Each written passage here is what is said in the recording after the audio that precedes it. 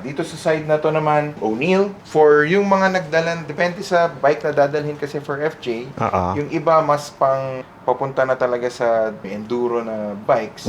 Dito yung interest. Si O'Neill, marami siyang different models available. Ang isang interesting model would be itong bagong dating natin, X-Series or XSRS. Ang kakaiba sa kanya, pag in-unbox natin siya, ganyan itsura niya. Very sleek, very simple. Pero may inclusion siya na pwede nating i-remove tong side na to. Kakabit natin yung flap mechanism na to. Okay. And then kapag kasuot natin yung goggles, forward flap lang natin siya.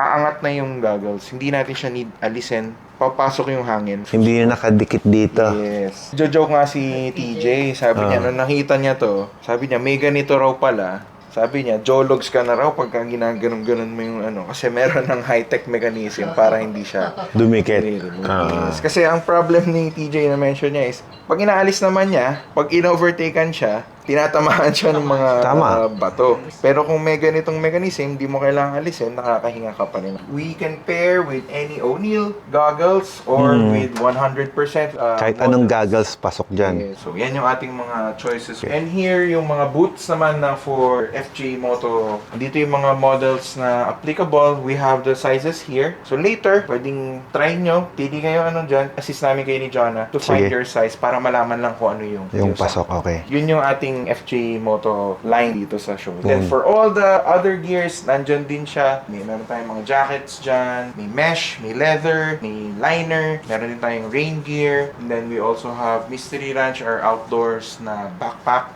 So, mula maleta hanggang Kompleto. small pack, meron tayo. Feel free. So, nireserve talaga natin yung showroom today, this morning, para sa inyo. Wow.